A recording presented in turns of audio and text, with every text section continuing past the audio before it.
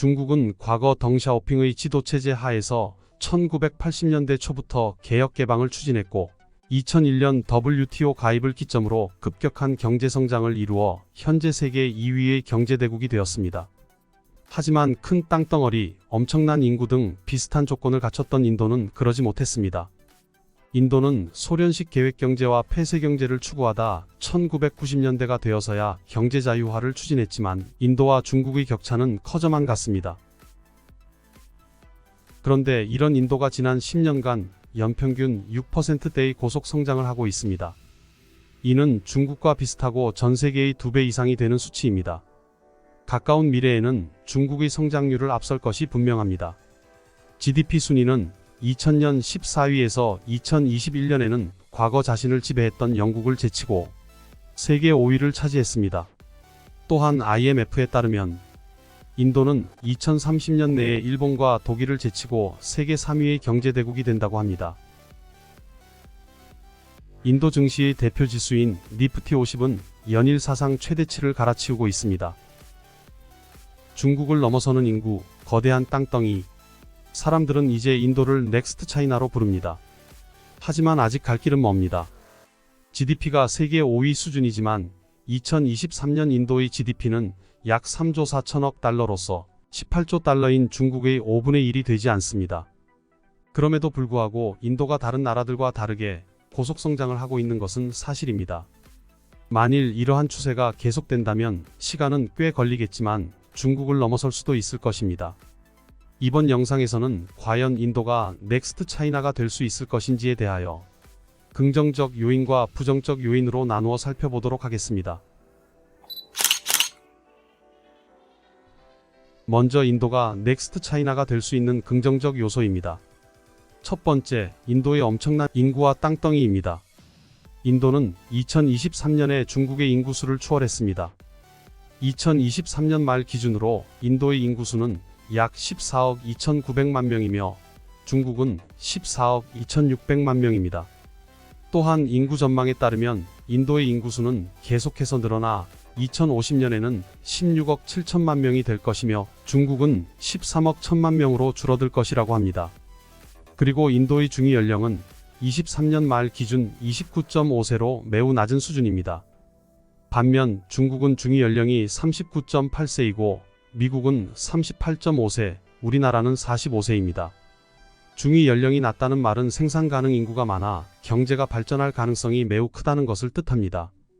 현재 인도의 인구 통계는 중국의 경제가 본격적으로 상승하기 시작한 시점인 2000년 초와 비슷합니다. 또한 세계에서 7번째로 넓은 땅덩이를 가지고 있는 인도는 2022년 기준 도시화율이 36%에 불과한데 이는 중국의 2000년도와 비슷합니다. 그만큼 성장의 기회가 많다는 것을 뜻합니다. 인도가 넥스트 차이나가 될 수 있는 긍정적 요인 두 번째는 소비시장의 확대입니다.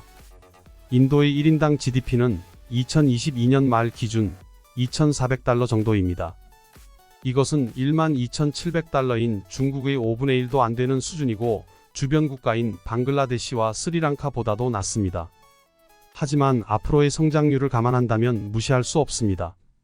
1인당 GDP는 2028년에는 3,900달러, 2032년에는 5,600달러까지 증가한다고 합니다. 인도 경제에서 소비 지출이 차지하는 비중은 3분의 2에 육박합니다. 또한 인도는 전 세계에서 디지털 결제가 압도적으로 가장 발달한 나라입니다. 2016년에 인도 NPCI사가 개발한 실시간 결제 시스템인 UPI는 엄청난 성장을 하여 인도의 대표 결제 수단이 되었습니다. 2016년 인도의 고액권 폐지와 2019년 팬데믹으로 인해 UPI의 성장이 더욱 탄력을 받았으며 2022년 한 해에만 UPI를 통해 처리된 거래 가치는 1조 달러를 초과했습니다. 이는 인도 GDP의 약 3분의 1에 육박하는 금액입니다. 앞서 말한 인도의 소득의 증가, 세계에서 가장 많은 인구, 그리고 디지털 결제 시스템은 시너지를 일으켜 소비시장을 비약적으로 확대시킬 수 있습니다. 넥스트 차이나가 될 수 있는 긍정 요인 세 번째는 정부의 정책적 지원입니다. 인도 정부는 2026-2027 회계 연도까지 5조 달러 규모의 경제 달성을 목표로 하고 있습니다. 나렌드라 총리가 이끄는 인도 정부의 핵심 경제 정책은 제조업 육성입니다. 현재 인도의 GDP 대비 제조업 비중은 15% 전후로 30%에 달하는 중국의 절반 수준인데요. 인도는 이것을 25%까지 끌어올리는 것을 목표로 하고 있습니다.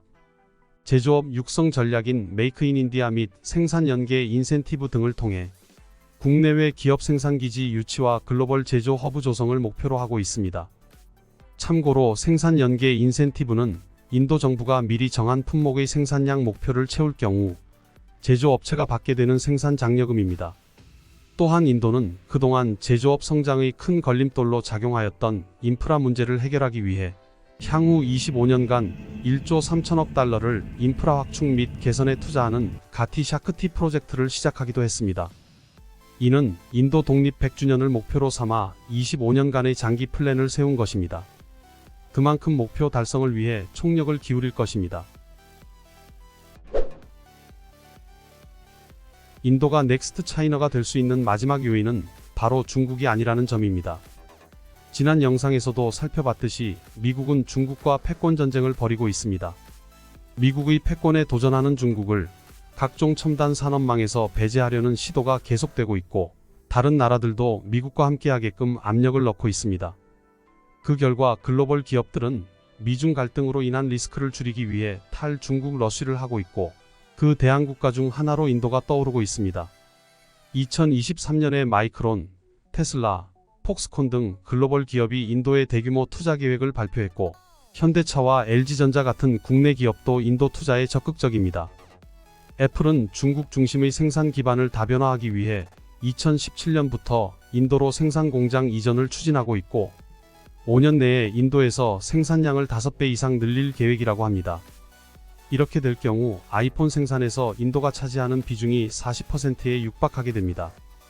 참고로 현재 아이폰 생산 비중은 중국이 약 85%입니다. 중국을 대체할 곳으로 선택한 인도에서 생산량 확대에 속도를 내고 있습니다. 지금까지 인도가 차기 중국이 될 수 있는 이유에 대해 살펴봤는데요. 긍정적인 점만 있는 것은 아닙니다. 모든 것에는 명암이 존재합니다. 그러면 다음에서는 부정적인 면에 대해서 살펴보겠습니다. 부정적인 요인 첫 번째는 뿌리 깊게 자리 잡은 카스트 제도와 소득 불평등입니다. 카스트에 기초한 차별은 1948년 헌법상 금지되었지만 아직도 사람들의 삶에 깊이 스며들어 있습니다. 대도시에서는 카스트가 거의 유명무실하지만 지방 소도시에서는 그렇지 않습니다. 이러한 사회적 불평등은 인도의 지속적인 빈곤에 영향을 미칩니다. 소외된 집단에게 교육, 고용 및 기타 기회에 대한 접근이 제한되기 때문이죠. 세계은행에서 발표하는 빈곤층률을 보면 인도는 2021년 기준 약 12.9%입니다. 2000년 초 40%대에서 많이 줄어들긴 했지만 아직도 소득 불평등이 심한 나라입니다. 1에서 2억 명 정도의 인구가 극심한 가난에 시달리고 있고 위생적인 물도 구하기 힘들 정도라고 합니다. 세계 불평등 보고서에 따르면 소득 격차는 갈수록 심해져 상위 1%가 전체 소득의 21.7%를 차지하며 10%가 전체 소득의 57%를 차지합니다. 또한 상위 10%의 소득은 하위 50% 소득의 20배를 넘습니다. 이런 소득 불평등은 개인 간의 소득 격차뿐 아니라 지역 간의 소득 격차로 이어지고 이는 인프라 부족과 교육 격차로 연결되어 경제 성장에 큰 걸림돌이 됩니다.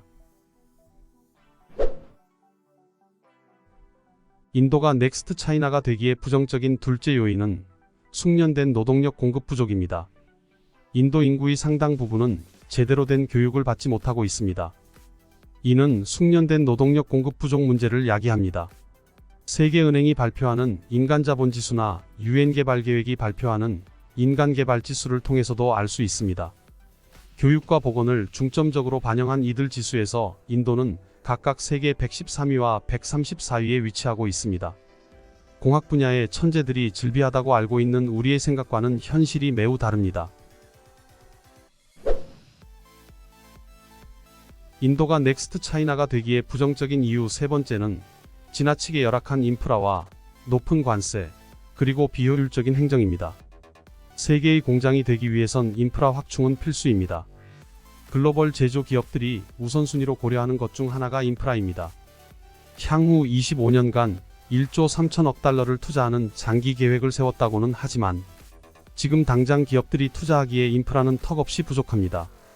전체 도로 중 고속도로는 5%뿐이고 비포장 도로는 40%에 육박한다고 합니다. 그리고 물동량을 책임질 대형 항구도 없습니다. 전기와 수도 관련 인프라도 부족합니다. 게다가 무역 장벽도 심해서 관세율이 아시아 국가들 중 최고 수준인 18%나 됩니다. 또한 인도는 지방 분권주의가 강한 나라라서 주별로 세금 및 법 체제가 다릅니다. 기업들과 토지 소유자 간 법적인 다툼이 발생하기 쉽고 그 밖에도 기업을 운영하기에 행정상의 어려움이 많습니다. 이런 열악한 인프라, 높은 관세, 그리고 비효율적 행정은 모두 인도로 진출할 계획이 있는 기업들의 발목을 붙잡고 있습니다.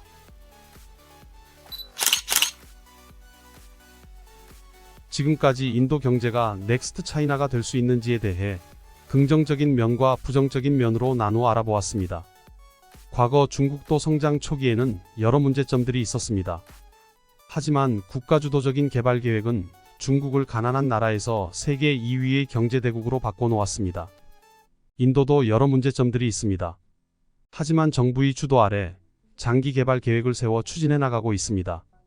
비록 중국을 앞지르려면 30년 이상의 긴 시간이 소요될 수도 있습니다. 하지만 베트남 등 여러 나라들과 함께 넥스트 차이나로 부각되며 중국을 대체할 나라들의 중심에 서 있다는 사실은 시사하는 바가 큽니다. 이상으로 영상을 마치도록 하겠습니다. 감사합니다.